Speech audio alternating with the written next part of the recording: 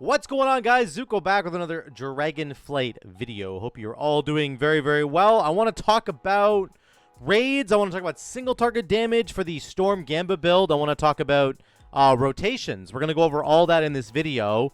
And yeah, buckle in. If you've been trying to figure out how to sort of make the Storm build work in a single target situation, if you're struggling with your Maelstrom weapon stack generation maybe, or you find that there's moments where you have no buttons to press, come watch this. We're going to figure that out together in this video, okay? So I want to go over all the talents in the build. I'm going to show you some numbers that I've got from the raid that I just did last night. I just did all of normal last night, and then we also did some of heroic.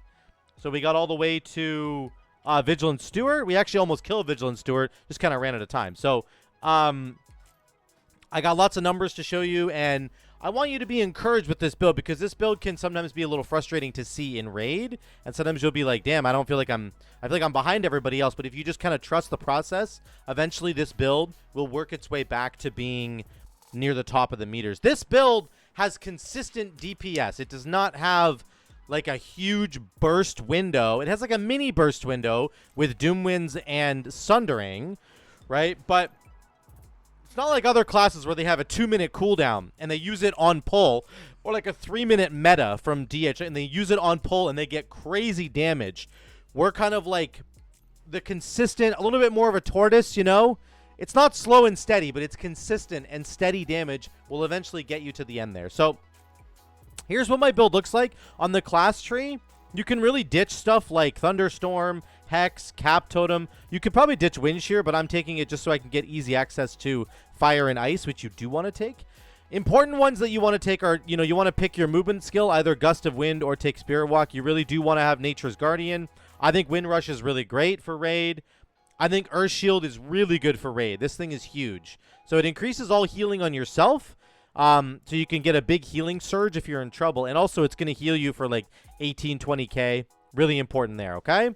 So this is kind of what your class tree should look like. You don't have to have Cleanse Spirit. You could maybe get rid of that and put that somewhere else. Maybe give mana to your healers, okay? Couple of pivot points there, but you can get rid of most of your utility if you want to and take all the defensive stuff. So something like this would probably work, okay?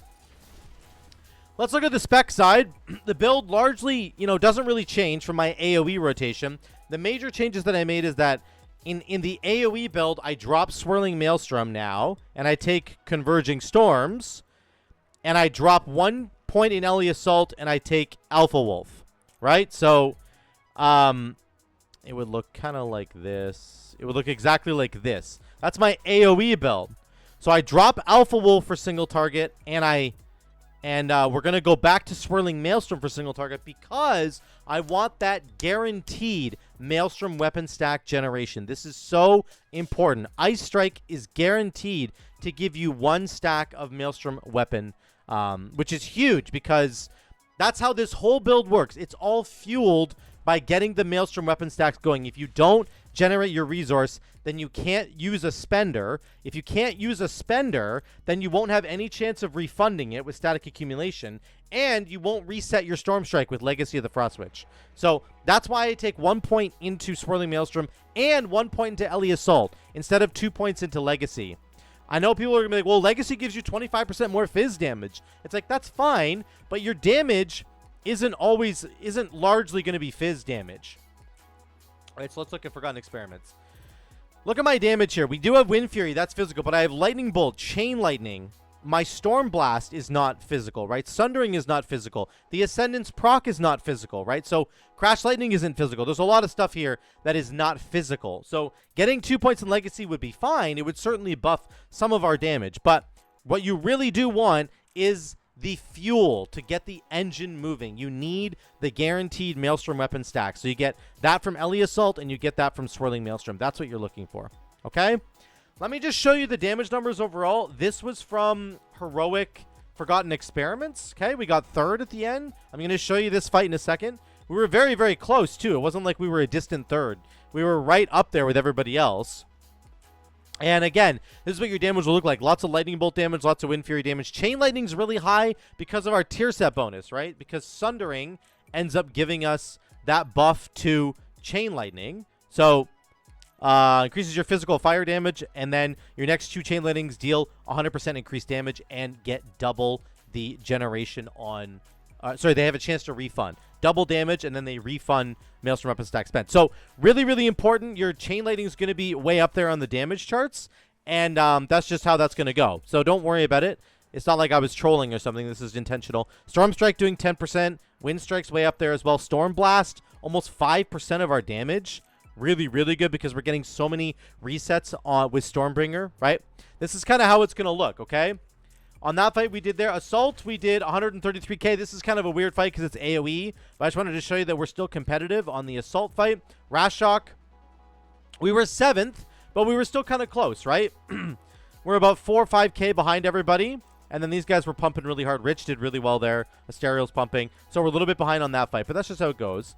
I can't show you the other ones here. We did do Vigilant Steward, but that was just a wipe, so not really much point in showing you. But I do want to show you that we are competitive with this build on the single target fights, and I'm going to show you this fight right here. So here's the amalgamation. Yeah, let's later. This is the amalgamation fight. And I want to show you at the beginning of the fight, you can see that we're not like at the top of the charts, right? By any means. We have our little mini burst window with Ascendance and Doom Winds right off the bat, but everybody else has like big 2-minute, 3-minute cooldowns, right? So they're going to be pumping way more damage than we are. I just dashed through the enemies by accident. But we, again, have that consistent damage profile. Our wolves are always out. Sundering is every 40 seconds or so. You know, you're going to get those Ascendance procs like I have right here. So you can see right now we're catching up on the meters. We're at 112k right now. Boom, we just shot up with that Ascendance proc. That's exactly what I'm talking about. You will see our damage will come up and it will fall down a little bit as everybody gets their big cooldowns, and then we will come right back up again as we get those consistent procs over and over and over again. And if you manage your Legacy of the Frost Witch really, really well, and you manage the procs that you're getting on Storm Strike really well, then you will be able to climb with your damage here on single target, and it'll work out for you. Let me skip ahead here. Once they get together, we're still not even showing up on the charts yet, but there we go. As soon as we start here, we get our window back. We get our Doom Winds plus Sundering window back. Again, this is something that not every other class has, but we do. That minute and a half, that 40-second cooldown, boom. My damage is shooting up on the meters right now on details there. That's what you can expect with this kind of build. It's going to start out kind of low, and then we slowly climb, and then we climb, and then we keep climbing, and that's just how it works. Everybody else has, like, everybody else starts out really high, and then they dip because they're out of their cooldowns, and they go shoot back up again, and then they dip because they're out of their cooldowns, and they shoot back up again. And we're just kind of, like, a little bit more consistent in terms of riding those waves. So I'm just going to skip ahead here. And again, if I'm managing things correctly, our damage ends up being pretty solid by the end. And there's the end of the fight right there. Get my wolves out one last time. Didn't really need to, but that's just how it goes. And we end up killing him. So that's that one there. Now, I'm going to skip ahead to this fight here. Oh, we're already on it.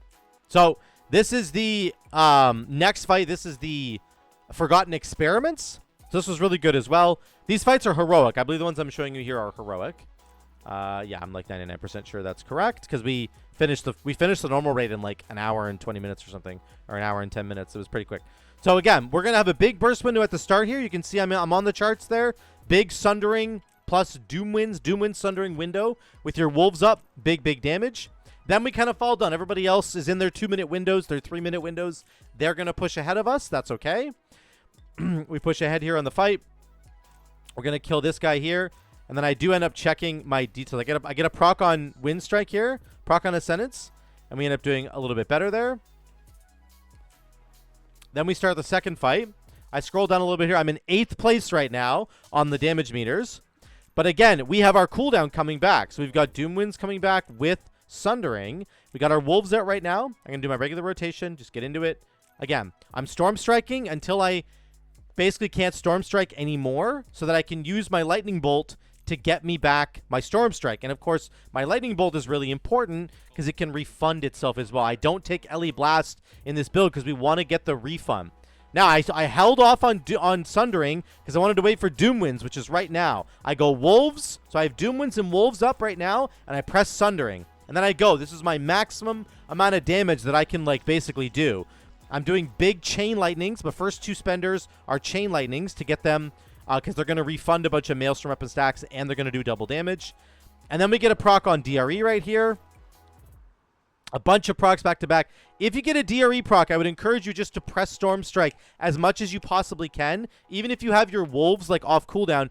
If you press Wind Strike and it doesn't immediately refund its own cooldown, then you can take 1 GCD and get your wolves out. That's nothing wrong with that at all. But the important thing is to keep pressing Storm Strike as much as you can, because you will catch up on the damage charts so fast. There we go. Boom. Look at this. We caught right back up. So we were just hovering at like 8th place there, waiting for a DRE proc. We got a DRE proc, and now it shoots us into 5th place, which is super cool.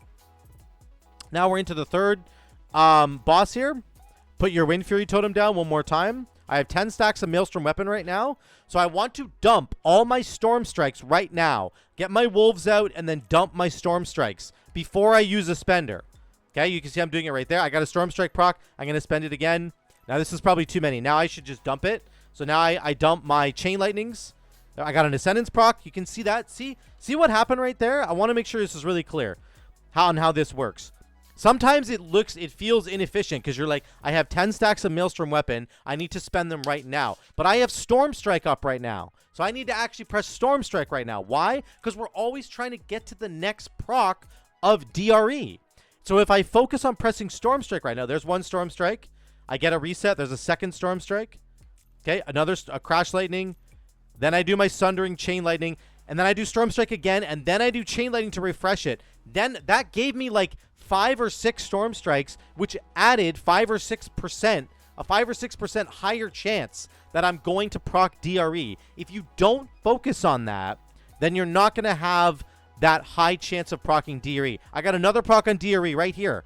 You guys wonder why I get all these procs. I've had people in the comments be like, you get way more procs than I do. I don't know what you're doing, but it's like, this is not how the build kind of works for me. This is what I'm doing. This is what I'm doing. I'm doing what seems to be inefficient, what seems to be bad, which is to not always spend your Maelstrom weapon stacks right away on like your spender. You want to make sure that you can get Storm Strike on cooldown. Make sure it's gone so that when you do use that spender, it'll immediately give it back to you. And the more times you press Storm Strike, the better chance you have of proccing DRE. That's what this build is all about. I got another proc on DRE. On this fight alone, I think I had 4 procs on DRE. And that is something that you guys can also have. You just have to make sure you focus on what I'm talking about here. Focus on pressing Storm Strike as much as humanly possible. So by the end of that fight, we were 3rd, I think, on the DPS charts there. So let me just show you on a dummy really quick. We're going to go over rotations, and then I'll end the video here. I just wanted to make sure you guys saw what was going on there. So I'm going to do the full burst combo here with Lust. Just right out of the gates with the potion as well to show you exactly what it's going to look like. I have an elemental potion of unlimited power here.